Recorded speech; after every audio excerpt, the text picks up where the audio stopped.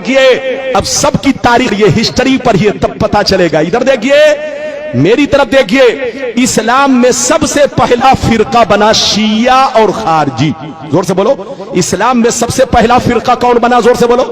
شیعہ اور خارجی. پہلے نمبر پر فرقہ کون بنا؟ جلدی بولو. شیعہ اور خارجی.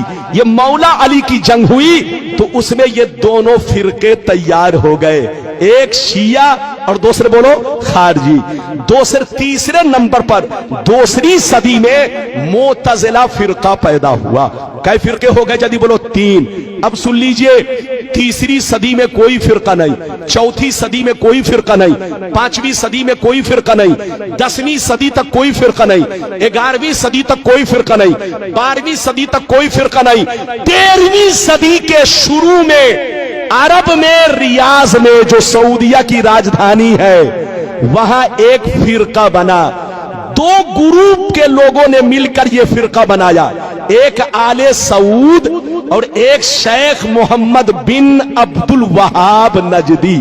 ان دونوں نے مل کر کے اپنی فوج تیار کیا اور وہاں کی حکومت پر قبضہ کیا اور پورے عرب کو چینج کیا اور اس کا نام رکھ دیا سعودیہ عربیہ. کیا نام رکھا؟ جلدی بولو.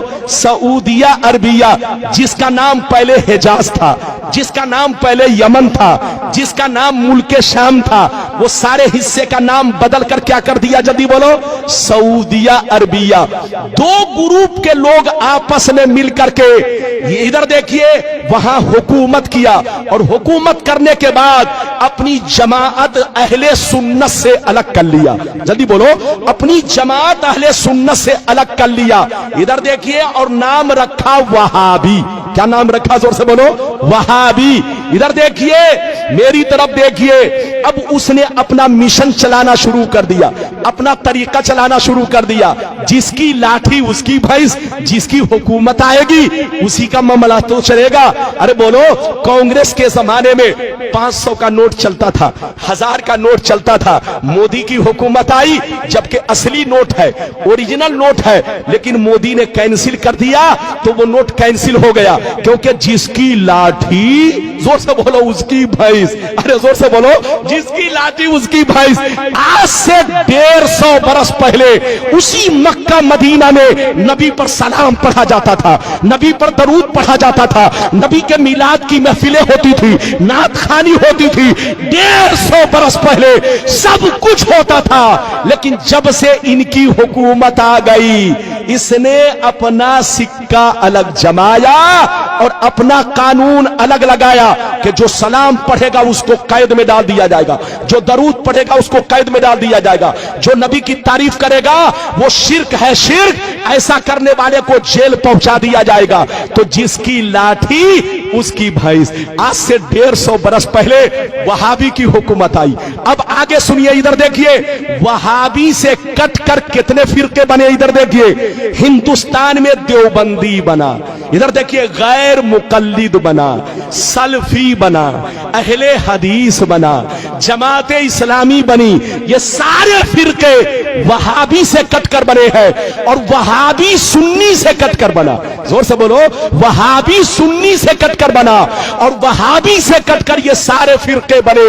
میری طرف دیکھیے, سب پہلے سنی تھے, سب کے باپ دادا سنی تھے. ارے بولو, سب ایک پلیٹ میں کھاتے تھے, ایک گھر میں رہتے تھے, ایک بستر پہ سوتے تھے. لیکن قسم خدا یہودیوں نے ہم لوگوں کو ایسا برباد کیا. میری طرف دیکھیے کہ یہودی نے سعودی کو برباد کیا اور سعودی نے ہم لوگوں کو برباد کیا, مسلمانوں کو برباد کیا.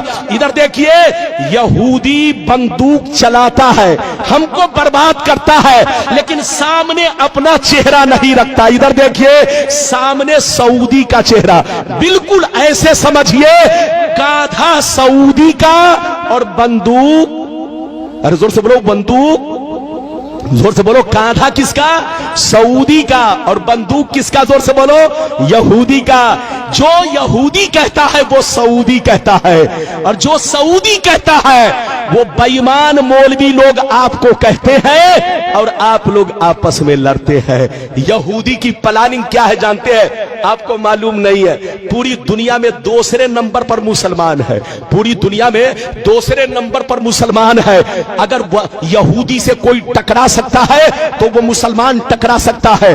2 نمبر پر مسلمان ہے, اور اللہ نے جتنے خزانے چھپا کر رکھے ہیں وہ سب مسلمانوں کے ملک میں ہے.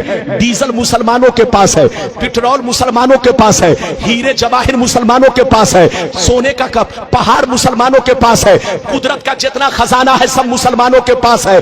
یہودی کی پلاننگ یہ ہے کہ یہ مسلمان ایک نہ ہو سکے, یہ مسلمان ایک نہ ہو سکے. مسلمانوں کو ایک مت ہونے دو.